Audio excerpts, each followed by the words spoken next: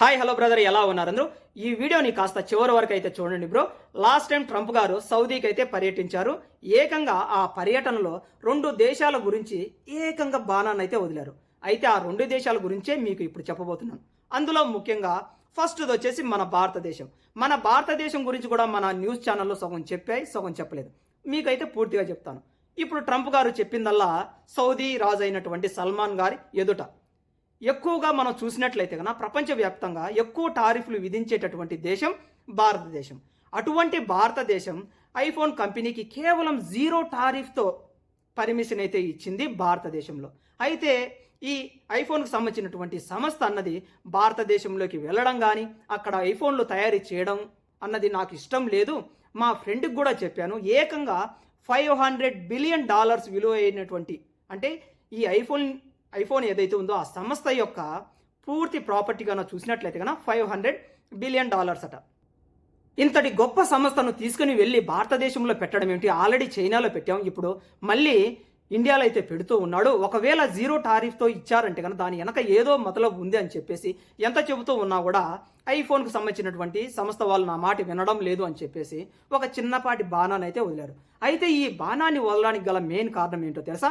ఇప్పుడు ప్రెజెంట్ కాలంలో కనుక మనం చూసినట్లయితే కనుక ఎగ్జాంపుల్కి లాస్ట్ టైం వచ్చేసి ఖతర్కి సంబంధించినటువంటి సౌదీ రాజు అయినటువంటి తమీమ్ గారు మన భారతదేశంలో ఏకంగా 10 కోట్లు 20 కోట్లు కాదు బ్రో, ఏకంగా 1,00,000 కోట్ల రూపాయల డీల్ని అయితే చేసుకున్నారు మన భారత ప్రభుత్వంతో. అందులో రక్షణ వ్యవస్థకు సంబంధించినటువంటిది ఉంది. రక్షణ వ్యవస్థ అంటే ఏంటి? లేటెస్ట్గా మనం సింధూర్లో వాడినటువంటి ఆకాశ్ మిజైల్స్ కావచ్చు, బ్రహ్మోస్ మిజైల్స్ కావచ్చు, ఇటువంటి.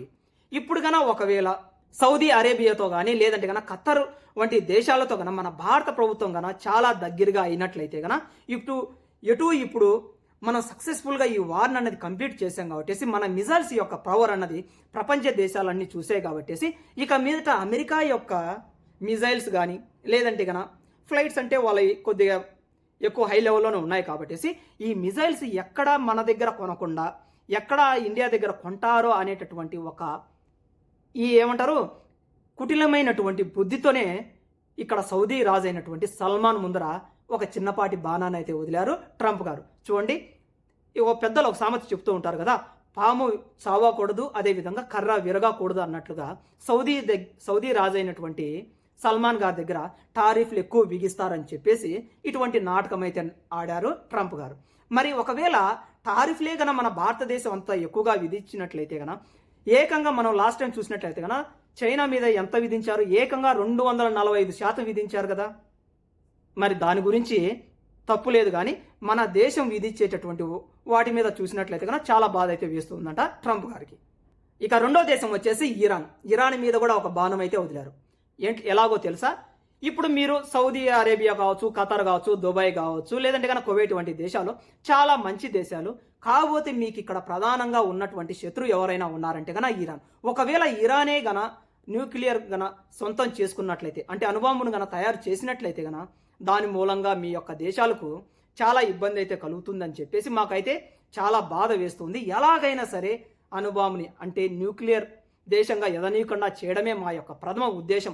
అంతేకాకుండా ఇరాన్లో ఉన్నటువంటి ఏదైతే మనకు పెట్రోల్కి సంబంధించినటువంటి సంస్థలు ఉన్నాయో వాటిని 0 చేయడమే మా యొక్క ప్రధాన లక్షణం అని చెప్పేసి కూడా ఇక్కడ మరొక బాణం అయితే వదిలారు. కేవలం ఇంతవరకే ఆగారు అంటే కన్నా యెమెన్కి సంబంధించినటువంటి హౌతీస్ కూడా సౌదీ అరేబియా మీద పదే దాడులు అయితే చేస్తూ ఉన్నారు కాబట్టి మేము కూడా దాన్ని ఖండిస్తూ ఉన్నాం. మీతో పాటు మేము కూడా యుద్ధం చేస్తూ ఉన్నాం. మీకు ఉన్నటువంటి ఏకైక స్నేహం చేసేటటువంటి వాళ్ళు స్నేహితుడు ఎవరైనా ఉన్నారంటే మా అమెరికానే అని చెప్పేసి మెల్లగా కళ్ళబోలు మాటలు చెప్పి ఏం చేశారో తెలుసా? ఏకంగా దాదాపుగా $600 బిలియన్ వరకు, అంటే ఇక్కడ కొంతమంది 400 అంటూ ఉన్నారు, కొంతమంది 600 అంటూ ఉన్నారు. ఏదేమైనప్పటికీ కూడా 400 నుంచి $600 బిలియన్ డీల్స్ని అయితే ఇక్కడ కుదుర్చుకున్నారు. అంటే చూడండి దాదాపుగా ఎన్ని కోట్ల రూపాయలు. ఈ డీల్స్లో ముఖ్యంగా చూసినట్లయితే కన్నా F-35, అదేవిధంగా కొన్ని రకాలైనటువంటి యాంటీ మిజైల్ సిస్టమ్కి సంబంధించినటువంటి మిజైల్స్ ప్రతి ఒక్కటి కూడా మీ యొక్క సౌదీ దేశానికి అందిస్తామని చెప్పేసి ఒక చిన్నపాటి అగ్రిమెంట్ చేసుకొని కోట్ల రూపాయలు తీసుకొని అయితే వెళ్ళిపోయారు ట్రంప్ గారు. అంటే ఇక్కడ సౌదీని, అదేవిధంగా ఖతర్ని, కువైట్ వంటి దేశాలను భయపడిస్తూ కోట్ల రూపాయలు దన్నుకుంటూ ఉన్నారు ట్రంప్ గారు. వీళ్ళ యొక్క ఆలోచన శైలి ఇది. కాబట్టి ఇక్కడ గల్ఫ్ దేశాల యొక్క మెంటాలిటీ కూడా ఎలా ఉందంటే కనుక మన ఇంట్లో ముగ్గురు అన్నదమ్ములు ఉంటే కన్నా ముగ్గురు అన్నదమ్ములు సక్రమంగా ఉంటే పర్వాలేదు, కానీ నాలుగో వానికి ఛాన్స్ ఇస్తే ఎలా ఉంటుందో ఇప్పుడు వీళ్ళ తెలివి తక్కువదనం కూడా అలాగే ఉంది. ఇన్ని కోట్ల రూపాయలు వీళ్ళు నాశనం చేసుకునే బదులు అదే కన్నా వీళ్ళందరూ ఒకటై ఇరాన్తో ఒకటై ఒక్కసారిగా వీళ్ళ యొక్క ఏదైతే అణు సామాగ్రి కావచ్చు, లేదంటే కన్నా మిజైల్స్ కావచ్చు, సొంతంగానే ఇక్కడ తయారైతే చేసుకోవచ్చు కదా. ఇలా ఉంది బ్రో. ఏదేమైనప్పటికీ కూడా ట్రంప్ గారు ఇలా వీళ్ళను భయపడిస్తూ అటు మన భారతదేశం గురించి మరో రకంగా చెబుతూ రెండు చోట్ల కూడా లాభాన్ని అయితే పొందుతూ ఉన్నారు. అందుకని చెప్పేసి ఇప్పటికైనా సరే మన భారతీయులు ఎవరైతే ఉన్నామో, హిందూ అయినా, ముస్లిం అయినా, క్రిస్టియన్ అయినా, జైన్ అయినా, బౌద్ధ అయినా, మనం అందరం అన్నదమ్ములమే.